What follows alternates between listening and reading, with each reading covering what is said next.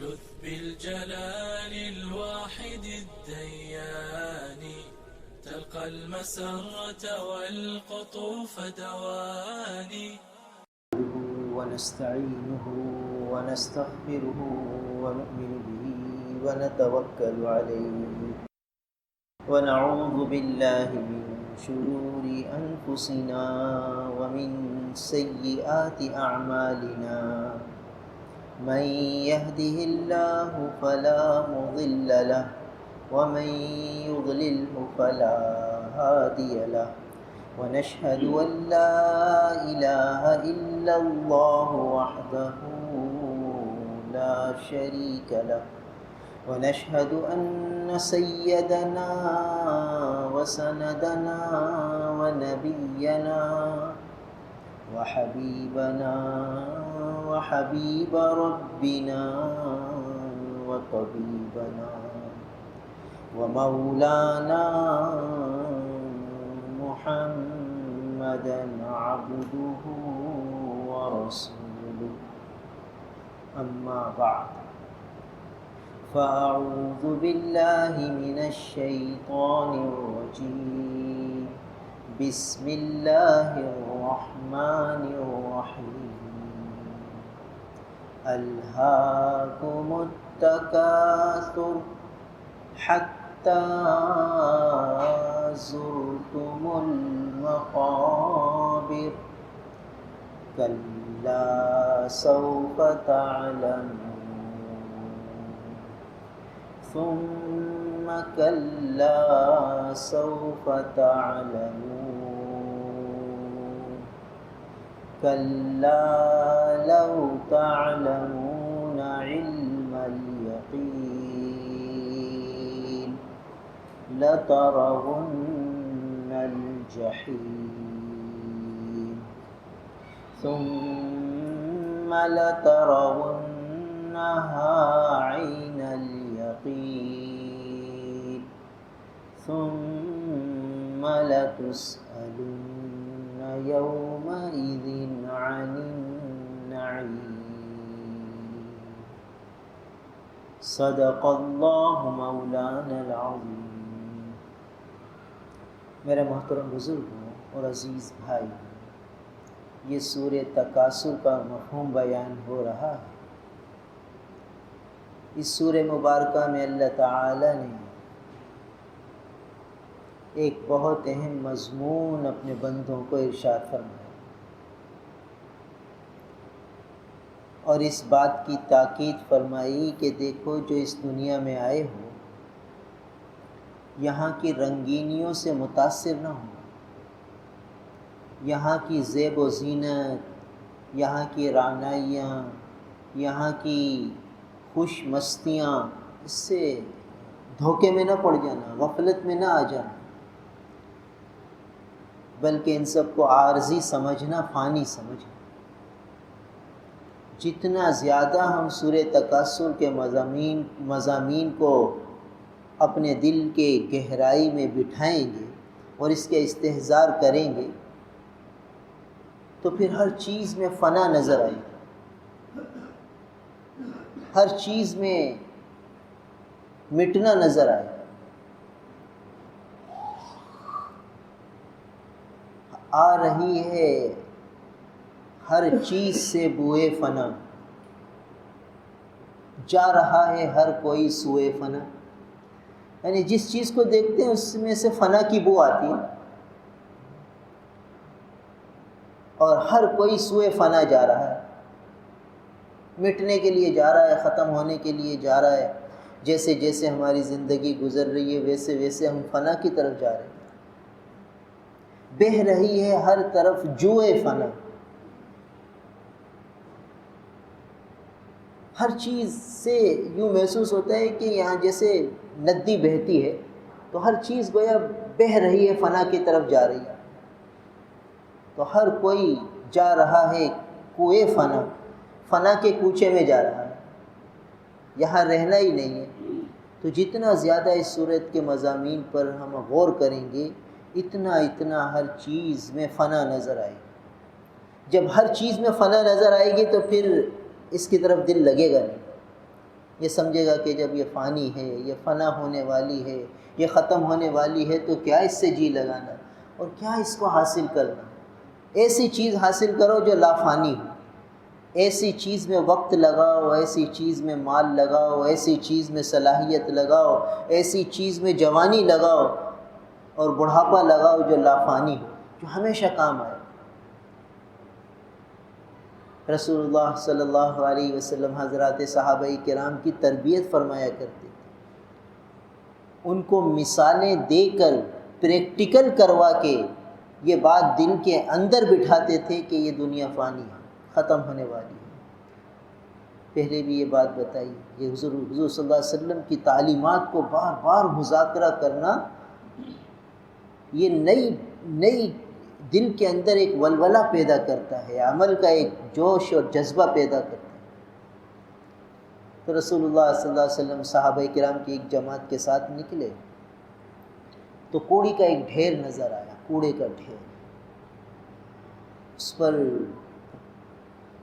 چیتھڑے تھے، چیتھڑے، کپڑوں کے چیتھڑے،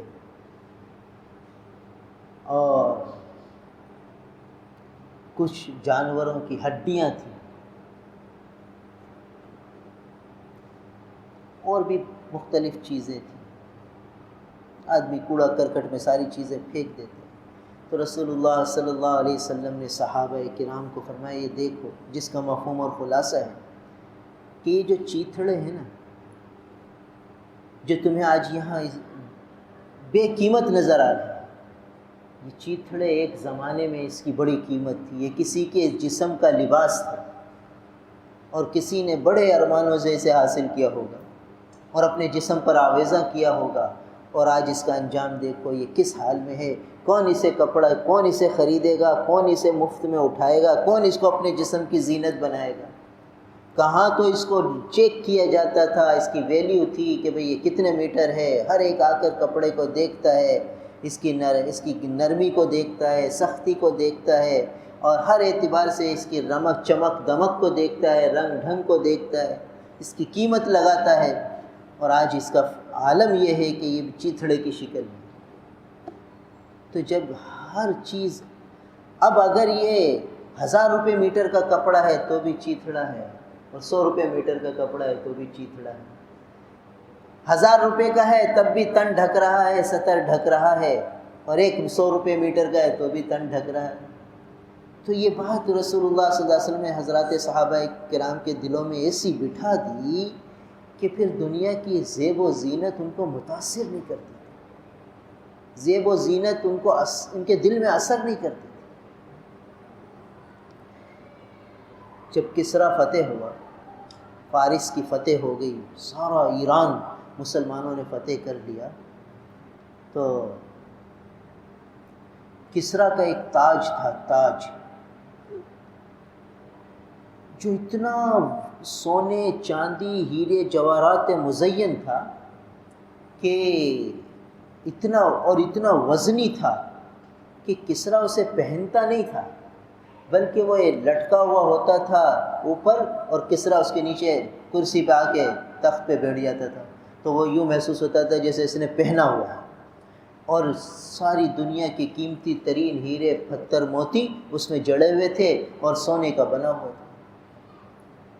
یوں سمجھیے کہ کسریٰ کے خزانوں میں سب سے زیادہ قیمتی وہی تھا۔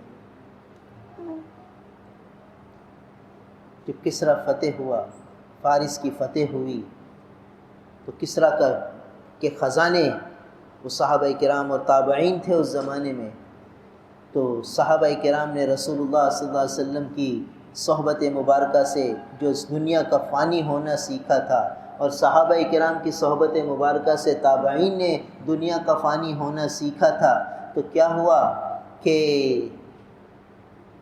کسریٰ کے خزانے وہ اس کے بیت المال سے لے کر آ رہے ہیں اور جمع کرا رہے ہیں امیر لشکر کے پاس۔ ایک کے ہاتھ یہ تاج لگ گیا،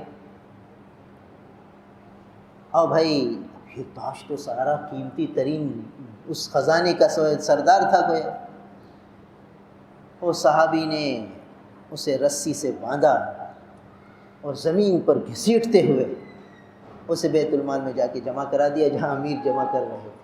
یعنی ان کے دل میں یہ تک نہ آیا کہ ارے ذرا یہ دیکھو تو صحیح کیسا ہے. جیسے دوسرے سامان لوگ وزنی ہوتے تھے تو رسی سے کھینچ کر، کل کو یہ تاج جو اونچا لٹکا ہوا ہوتا تھا اور شاہی تخت کے اوپر تھا، آج زمین پر گھسیٹا جا رہا تھا.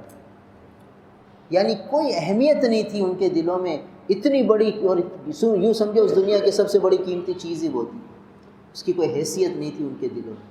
کیوں کہ دنیا کا فانی ہونا انہوں نے رسول اللہ صلی اللہ علیہ وسلم سے سیکھ لیا تھا. ان کے دلوں میں دنیا کا فانی ہونا بیٹھ گیا تھا، اس لیے دنیا کی یہ رنگینی انہیں متاثر نہیں کرتی. پھر کیا ہوا؟ مجاہدین میں یہ مال غنیمت تقسیم ہوا. جب مال غنیمت جمع ہو جاتا تھا تو 5واں حصہ وہ بیت المال میں چلا جاتا تھا اور 4 حصے 80% یہ مجاہدین میں تقسیم ہوتا تھا. تو ایک مجاہد کے حصے میں یہ تاج آ گیا. اب یہ تاج جب اس کے ہاتھ میں آیا تو نہ اسے کوئی خوشی ہو رہی ہے نہ کچھ ہو رہا ہے. اس نے اس کو وہی رسی سے باندھا اور کھینچتا ہوا لے گیا کہ بھئی میں سے اٹھے گا تو نہیں. اور کسی نے پوچھا بھئی کتنے کا بیچو گے؟ کہ کتنے کا لو گے؟ کہ اتنے دراہم دوں گا. کہ لے لو، کسی کام کا نہیں ہے. میں کیا کروں گا اس کو؟ کسرا کے شاہی تاج کو میں کیا کروں؟ یعنی کوئی اہمیت نہیں تھی ان چیزوں کی، جس کو آج ہم نے ایسی اہمیت دے دی ہے کہ اگر یہ چیز نہ ہو تو دل پریشان ہوتا ہے کہ یار میرے پاس یہ ہے، میرے پاس یو پی ایس نہیں ہے، میرے گھر میں جنریٹر نہیں ہے، میرے گھر میں یہ نہیں ہے، میرے گھر میں وہ نہیں ہے. یعنی دل پریشان سا رہتا ہے. اور صحابہ کرام کے دلوں میں چونکہ ان چیزوں کی حیثیت اور اہمیت ہی ختم ہو چکی تھی تو ہونا نہ ہونا برابر تھا. تو یہ صورت ہمیں آخرت کی یاد دلاتی ہے، دنیا کی بے ثباتی کو بیان کرتی ہے کہ دیکھو اس رنگینی سے متاثر نہ ہو. مل جائے اللہ کی نعمت سمجھ کے استعمال کر لینا، نہ ملے تو شکوہ شکایت نہ ہو، اور اس کے پیچھے تگودو نہ ہو کہ گویا اسی کے لیے آئے ہیں. یعنی ہم نے ایسا سمجھ لیا کہ گویا ہم دنیا کے لیے آئے، اسی کے حصول میں لگے ہیں. آخرت کی دولت، آخرت کی نعمت، آخرت کی قیمت وہ ہمارے سامنے بالکل ختم ہو چکی ہے. اس لیے اس کے مضامین کو بار بار دہرانا اور ذہن میں رکھنا بہت ضروری ہے. تو اس سورہ مبارکہ میں بتایا جا رہا ہے الہاکم التکاثر، کثرت کی حرص نے تمہیں غفلت میں ڈال دیا، حتی زرتم المقابر، یہاں تک کہ تم قبروں میں جا پہنچے، قبر میں آ گئے. یہی سوچتے رہے کہ یہ بڑھا لوں، یہ حاصل کر لوں، یہ چیز لے لوں، اسی تگ و دو میں رہے یہاں تک کہ قبرستان میں پہنچ گئے. اعلان ہو گیا کہ فلاں ابن فلاں کا انتقال ہے، فلاں سا وقت اس کا جنازہ ہوگا، اب اسے اٹھا کے لے کے جا رہے. کلا سوف تعلمون، ایک روایت میں آتے ہیں کہ میت کو جلد سے جلد اس کے مقام پر پہنچاؤ. اس لیے کہ جو نیک ہوتی ہے میت، وہ چاہتی ہے کہ جلد سے جلد اپنے مسکن میں پہنچ جاؤں، جا کے جائے سکون میں پہنچ جاؤں، کہ قبر اس کے لیے جائے سکون ہے. کہتی مجھے جلدی نکالو یہاں سے، یہاں اس مشقت کے گھر میں اب کیوں رکھا ہوا ہے، جلدی نکالو. اور اللہ بچائے جو اللہ کا نافرمان تھا، کہتا ہے ہائے ہائے مجھے کہاں لے کے جا رہے ہیں، ارے مجھے کیوں انہیں یہاں سے نکالتے ہو، کس جگہ لے کے جا رہے ہیں. وہ چلاتا ہے اور چیختا ہے، اور اس کی چیخ و پکار اب کون سنے گا. فرمایا حتی زرتم المقابر، یہاں تک کہ تم نے قبریں جا دیکھی. کلا سوف تعلمون، ہرگز نہیں، ان قریب تم جان لو گے. ایسا نہیں ہے کہ دنیا سے آدمی دنیا کی طرف مائل ہو جائے، آخرت سے غافل ہو جائے، ایسا نہ کرو، ہرگز ایسا نہیں ہے. ان قریب تم جان لو گے. ثم کلا سوف تعلمون، پھر ہرگز نہیں، ان قریب تم جان لو گے. کلا، ہرگز نہیں، لو تعلمون علم الیقین، کاش کہ تم جانتے یقین کے علم کے ساتھ، یقینی علم سے تم جان لیتے. لترون الجحیم، تم سب کے سب ضرور بھی ضرور جہنم کو دیکھو گے. ثم لترونها عین الیقین، پھر ضرور بھی ضرور تم اس کو یقین کی آنکھ سے دیکھو گے. ثم لتسألن یومئذ عن النعیم، پھر ضرور بھی ضرور تم سے اس دن نعمتوں کے بارے میں سوال کیا جائے گا. نعمتوں کے بارے میں پوچھا جائے گا۔ آگے شروع کا آغاز ہے الہاکم التکاثر، تم کو کثرت کی حرص نے غفلت میں ڈال دیا۔ آخر میں ہے کہ ثم لتسألن یومئذ عن النعیم، کہ نعمتوں کے بارے میں سوال ہوگا۔ تم تو بس اس چکر میں رہ گئے کہ یہ مل جائے اور یہ مل جائے اور یہ مل جائے، یہ مل جائے گا اس کا سوال ہوگا، وہ کیا سوچا ہے اس کا جواب، یہ حاصل کر لوں اور یہاں خرچ کر لوں، یہ لے لوں اور یہ حاصل کر لوں۔ بھائی یہ تو تم میں، اس میں تو تم لگے ہوئے ہو۔ آگے یہ ہے ثم لتسألن یومئذ عن النعیم، جو حاصل کر رہے ہو اس کے بارے میں سوال ہوگا، جو خرچ کر رہے ہو اس کے بارے میں بھی سوال ہوگا، ہر نعمت کے بارے میں سوال ہوگا۔ ذرا اس سوال کی بھی تیاری ہے کہ نہیں؟ یہ بیدار کیا جا رہا ہے کہ دیکھو نعمتوں کے باروں میں پوچھ ہوگی، اور پچھلی دفعہ بتلایا تھا کہ سب سے پہلے جس نعمت کے بارے میں پوچھ ہوگی وہ صحت کی نعمت ہے، کہ صحت اللہ نے انسان کو ایسی دی ہے کہ اس کی اہمیت کا ہمیں احساس ہی نہیں۔ ایک بہت بڑے سرجن، ان کا کسی نے قصہ سنایا، تو ان کا کہ میرے پاس 2 کیس بڑے عجیب آئے، اور میں اللہ کی اس نعمت پر حیران رہ گیا کہ اللہ نے کیسی کیسی نعمتیں دی ہیں کہ ان نعمتوں کی طرف ہمارا دھیان ہی نہیں جاتا۔ کیسی عجیب اللہ نے ہمیں نعمتیں دی ہیں۔ تو سرجن کی بات روایت کرنے لگے ساتھی کہ ایک مریض آیا کہ جس کی رال ٹپک رہی تھی، اتنی رال ٹپک رہی تھی کہ وہ چلا رہا تھا کہ بھئی یہ بند تو ہو جائے، یہ قابو میں نہیں آ رہی۔ بس سارا دن میں، رات میں، صبح جاگتے ہوئے سوتے میں رال ٹپک رہی ہے، نکل رہی ہے، اور وہ ہر ڈاکٹر کے پاس جاتا ہے۔ اب کہتے بھئی بات یہ ہے کہ وہ جو اللہ تعالیٰ نے لعاب بنانے کے جو مشینیں فٹ کر رکھی ہیں، جو غدود بنا رکھے ہیں، وہ غدود کی اسپیڈ بڑھ گئی ہے، وہ اسپیڈ اتنی تیز ہو گئی ہے اس کی رفتار غدود کی کہ وہ اعتدال سے زیادہ تھوک بنا رہے، لعاب بنا رہے۔ اب ہمارے پاس کوئی ایسی مشین نہیں ہے کہ ہم اس کو نارمل کر سکیں، اس کو درمیان میں لا سکیں، ہمارے پاس تو ایسی کوئی جدید ٹیکنیک نہیں ہے۔ بس اب یہ صبر کرو، کوئی صورت اللہ پاک ہی بنا دیں کہ قابو میں آئے، ورنہ بس یہ ہے کہ بس برداشت کرو، کیا کریں۔ ہم آپریشن کریں گے تو یہ چیز ہی ایسی ہے کہ آپریشن کے قابل بھی نہیں، ہم اس غدود کو کیسے صحیح کر سکتے ہیں۔ تو اب جو ہے وہ چلاتا ہے، روتا ہے، تکلیف کوئی نہیں کہ بھئی اسے کوئی اذیت ہو رہی ہے، بس ٹپک رہا ہے، بیٹھا ہوا ہے، باتیں کر رہا ہے اور تھوک نکل رہا ہے۔ اب بتاؤ کیا عالم ہوگا، اللہ حفاظت فرمائے۔ کوئی تصور تو کرے کہ بھئی باتیں کر رہا ہے اور تھوک نکل رہا ہے، تو سامنے والے کو کیا کراہت ہوگی کہ دیکھو تو صحیح، اور کتنا وہ اس کو منہ رکھے گا، اور اگر سارا تولیہ ہی منہ پہ رکھ لے تو بات کیسے کرے گا، اور دن میں بھی اور رات میں بھی ٹپک رہا ہے۔ کیا نعمت اللہ نے ہمیں دے رکھی ہے، کتنے اعتدال سے یہ تھوک بن رہا ہے۔ لگا پھر ایک مریض آیا کہ وہ چلا رہا تھا کہ ڈاکٹر صاحب میرا حلق خشک ہو گیا ہے، سارا منہ خشک ہو گیا ہے، اور میرا لعاب بن ہی نہیں رہا۔ اب جب چیک کیا تو پتہ چلا وہ لعاب بنانے کے غدود انہوں نے کام کرنا چھوڑ دیا، تو اب تھوک نہیں بن رہا۔ تو ایسا حلق میں کانٹے ہیں کہ پانی پی رہا ہے، پھر ہر وقت اسے بس ایک گھونٹ پینا پڑ رہا ہے، کیونکہ ادھر جو ہے پانی چھوٹا، ادھر حلق میں کانٹے پڑے اور چلا رہا ہے۔ کیا نعمت اللہ نے دی ہے کہ کتنے اعتدال سے تھوک بن رہا ہے، ہمیں پتہ ہی نہیں کہ کیا دولت، کیا مشین اللہ نے ہمیں ہمارے منہ میں فٹ کر کے رکھی ہے کہ اعتدال سے تھوک بن رہا ہے، نہ زیادہ بن رہا ہے نہ کم بن رہا ہے، وہ ہمیں احساس بھی نہیں ہے۔ تھوڑا سا سر میں درد ہوتا ہے، ہم کہتے ہیں یار سر میں درد ہو گیا، یہ ہو گیا، وہ ہو گیا۔ ارے بھائی اتنی بڑی نعمت کہ تھوک بن رہا ہے اعتدال سے، اگر یہ غدود متاثر ہو جائیں، اللہ حفاظت فرمائے، تو کیا سے کیا ہو جائے۔ تھوک بننا بند ہو جائے تو بھی آدمی تکلیف میں آ جائے گا، تھوک زیادہ بنے گا تب بھی تکلیف میں آئے گا، دونوں حیثیت میں تکلیف میں ہے۔ اب یہ کتنے اہم دولت ہے جو اللہ تعالیٰ نے لعاب کی مشین، لعاب بنانے کی مشین فٹ کر رکھی ہے جو اعتدال سے کام کر رہی ہے۔ جتنی ضرورت ہے اتنا لعاب بن رہا ہے، نہ زیادہ بن رہا ہے نہ کم بن رہا ہے، اعتدال سے گاڑی چل رہی ہے۔ وہ ڈاکٹر کہنے لگے کہ میں اللہ کے اس نظام پر اتنا متاثر ہوا کہ دیکھو کیا کیا نعمت اللہ نے ہمیں دے رکھی، فَبِأَيِّ آلَاءِ رَبِّكُمَا تُكَذِّبَانِ، کون کون سی نعمتوں کو جھٹلاؤ گے، کیا کیا دولتیں اللہ نے دے رکھی۔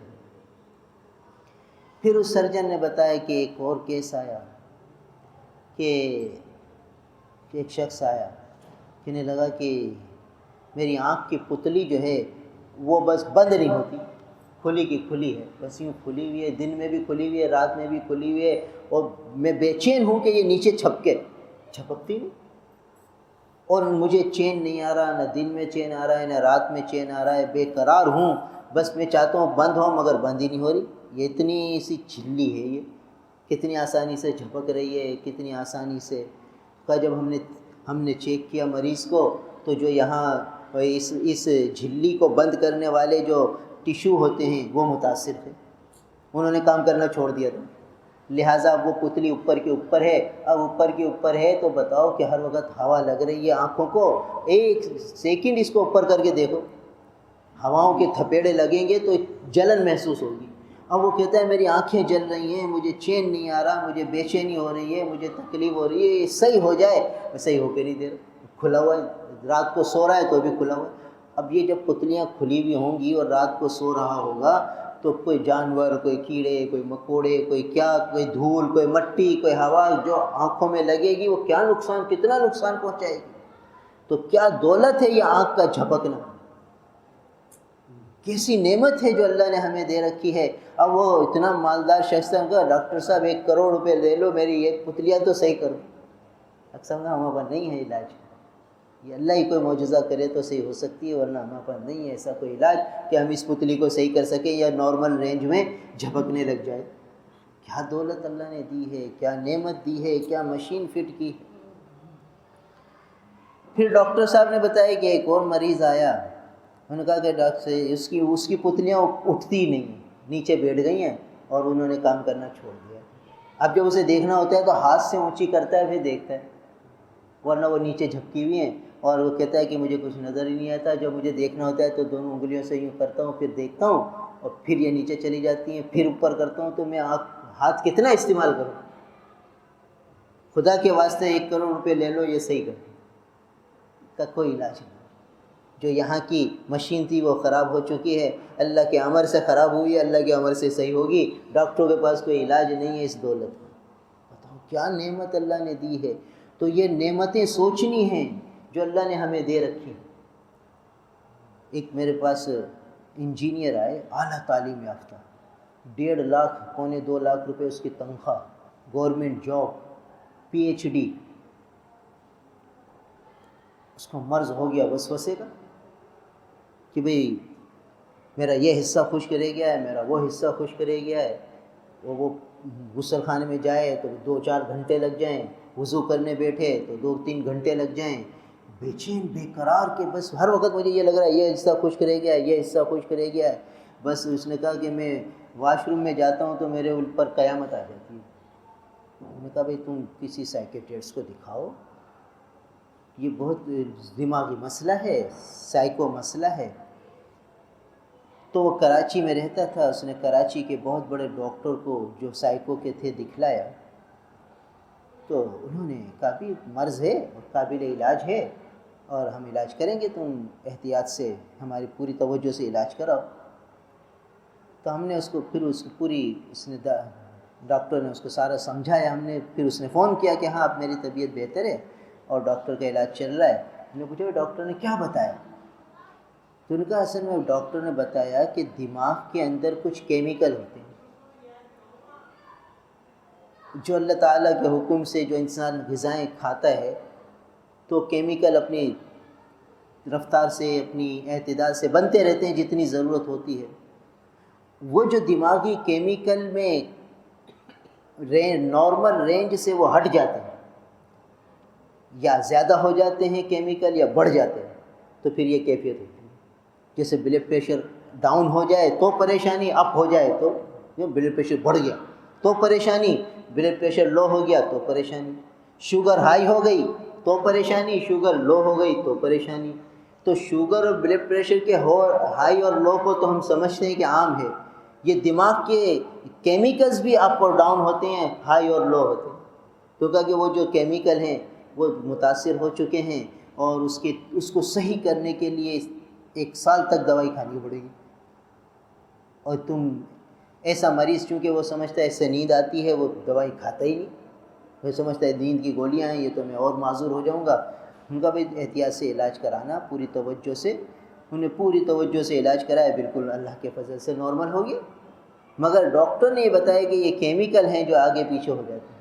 تو اب یہ جو کیمیکل دماغ میں بن رہے ہیں، یہ اللہ کے حکم سے بن رہے ہیں، اعتدال سے بن رہے ہیں. ہم کھا رہے ہیں، پی رہے ہیں، وقت پہ نیند آ رہی ہے، وقت پہ اٹھ رہے ہیں، بھوک لگ رہی ہے، کھانا کھا رہے ہیں، پانی پی رہے ہیں. یہ سارا نظام اعتدال سے چل رہا ہے، یہ صحت ہے.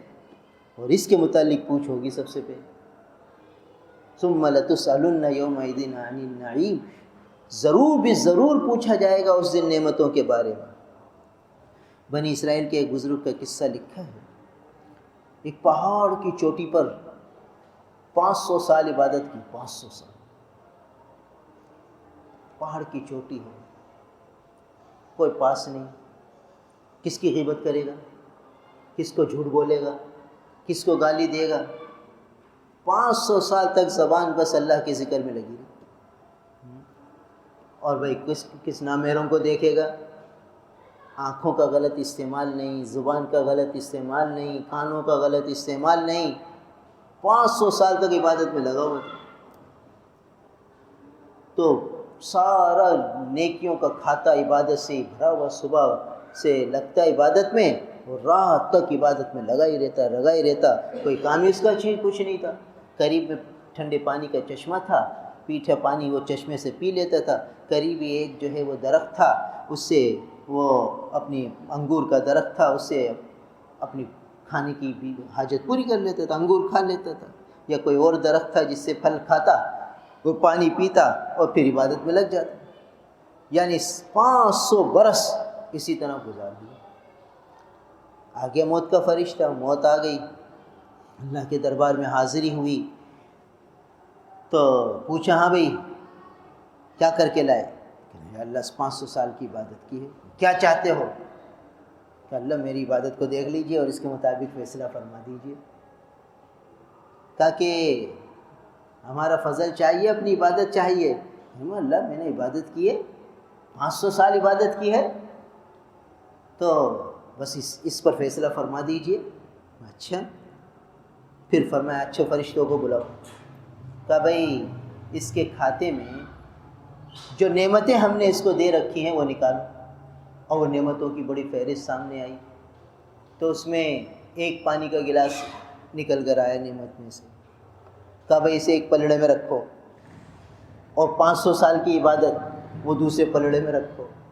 اب دوسرے پلڑے میں اس کی وہ سجدے اور اس کی ذکر اور اس کے دوسرے جو ہے جتنی عبادتیں 500 سال میں اس نے کی تھیں وہ ایک پلڑے میں رکھی، اور دوسرے پلڑے میں پانی کی نعمت کا ایک گلاس رکھا. اور وہ جو نعمت گلاس پانی کا تھا وہ نیچے ہو گیا، اور اس 500 سال کی نعمتوں والا پلڑا، عبادتوں والا پلڑا اوپر ہو گیا. تو یہ گھبرا گیا، سٹ پٹا گیا. پھر پوچھا ہاں بھائی اب جواب دو. ابھی تو ایک گلاس ہے، کتنے گلاس پیے ہیں تم نے 500 سال میں؟ ادھر پیاس لگتی ادھر گلاس پیتا، ادھر پیاس لگتی ادھر گلاس پیتا. ابھی تو پانی کا ہی حساب کتاب ایک گلاس کا نہیں ہوا. اور ابھی تو پھل بھی ہیں جو روز کھاتا تھا مزے سے، اور مزے سے سوتا تھا، اتنی نیند آرام سے کر لیتا تھا، پیٹ میں نہیں درد ہوتا تھا، استنجا آسانی سے ہو جاتا تھا، پیشاب آسانی سے ہو جاتا تھا، پاخانہ آسانی سے نکل جاتا تھا. 500 سال نہ تجھے کوئی درد ہوا، نہ پیٹ میں مروڑ ہوئی، نہ کچھ ہوا. یہ جو نعمتیں ہم نے تجھے دی تھی وہ تو ابھی بعد میں ہے. ابھی تو ایک گلاس پانی 500 سال عبادت کو لے گیا. اور وہ ہاتھ جوڑ کے کھڑا ہو گیا، اللہ معاف فرما دیجئے، وہ آپ کے فضل سے ڈال دیجئے جنت، آپ کا فضل کافی ہے. تو اللہ کے فضل سے ہی آدمی جائے گا. تو اس وقت نعمتوں کے بارے میں پوچھ ہوگی. تو اس لیے ہر نعمت کے آدمی قدردانی کرے. اللہم ما اصبح بی من نعمت او باحد من خلقک فمنک وحدک لا شریک لک فلک الحمد ولک الشکر. رسول اللہ صلی اللہ علیہ وسلم نے یہ دعا تعلیم فرمائی، فرمایا صبح یہ دعا پڑھ لو تو شام تک کی نعمتوں کا حق ادا کر دیا گویا کہ، یعنی یوں سمجھیے کہ جو یہ دعا پڑھ لے تو اللہ تعالیٰ اس سے جو ہے شام تک کی نعمتوں کا کوئی حساب نہیں لیں گے، گویا یہ سمجھیں گے کہ اس بندے نے ہمارا حق ادا کر دیا۔ یہ نبی پاک صلی اللہ علیہ وسلم کا احسان ہے، امت پر شفقت ہے، ایسی پیاری دعا سکھا دی۔ اللہم ما امسا بی من نعمت او باحد من خلقک فمنک وحدک لا شریک لک فلک الحمد ولک الشکر۔ شام کو یہ پڑھ لو تو صبح تک کی نعمتوں کی چھوٹ۔ یہ حدیث میں دعا آتی ہے، آدمی یہ دعا پڑھے۔ اور ایک روایت میں آتا ہے انسان کے جسم میں 360 جوڑ ہیں اور ہر جوڑ کے لیے ایک صدقہ ضروری ہے، لہٰذا چاشت کی 2 رکعت پڑھ لو، یہ سارے صدقے ادا ہو گئے۔ تو یہ شکر ادا کرنے کی چیزیں ہیں جو رسول اللہ صلی اللہ علیہ وسلم نے تعلیم فرمائی۔ تو کوشش ہماری یہی ہو کہ نعمتوں پر شکر ادا کریں، اور جو اعمال ہمارے پیارے آقا نبی کریم صلی اللہ علیہ وسلم نے تعلیم فرمائے ان اعمال کو اختیار کریں، ان دعاؤں کا اہتمام کریں جو رسول اللہ صلی اللہ علیہ وسلم نے تعلیم فرمائی، تو انشاءاللہ اللہ کی ان نعمتوں کی قدردانی کرنے والے شمار ہو جائیں گے انشاءاللہ، کیونکہ یہ نبی کی تعلیم فرمودہ دعائیں ہیں، نبی کے تعلیم فرمودہ اعمال ہیں، اس کو اختیار کرنے سے انشاءاللہ ان نعمتوں کی قدردانی ہوگی اور اللہ تعالیٰ کی خوشنودی حاصل ہوگی۔ اللہ تعالیٰ ہم سب کو عمل کی توفیق عطا فرمائے۔ الحمدللہ رب العالمین والعاقبۃ للمتقین والصلاة والسلام علی رسولہ محمد وآلہ واصحابہ اجمعین۔ اللہم انت السلام ومنک السلام تبارکت یا ذا الجلال والاکرام۔ اللہم لک الحمد کلہ ولک الشکر کلہ ولک الملک کلہ ولک الخلق کلہ بیدک الخیر کلہ الیک یرجع الامر کلہ نسألک الخیر کلہ ونعوذ بک من الشر کلہ۔ اللہم اجعلنا لک ذکارا لک شکارا لک رہابا لک مطواعا لک مطیعا الیک مخبتا الیک اواہا منیبا۔ اللہم استر بسترک الجمیل، اللہم استر بسترک الجمیل۔ اللہم انا نسألک العافیہ ونسألک دوام العافیہ ونسألک تمام العافیہ ونسألک الشکر علی العافیہ۔ اللہم متعنا باسماعنا وابصارنا وقواتنا ابدا ما ابقیتنا واجعلہ الوارث منا واجعل ثأرنا علی من ظلمنا۔ اللہم لا تجعل الدنیا اکبر ہمنا ولا مبلغ علمنا ولا غایۃ رغبتنا ولا تسلط علینا بذنوبنا من لا یرحمنا۔ اللہم آت محمدا الوسیلہ والفضیلہ وابعثہ مقاما محمودا الذی وعدتہ۔ اللہم آت محمدا الوسیلہ والفضیلہ وابعثہ مقاما محمودا الذی وعدتہ۔ وصلی اللہ تعالی علی خیر خلقہ محمد وآلہ وأصحابہ اجمعین، آمین برحمتہ۔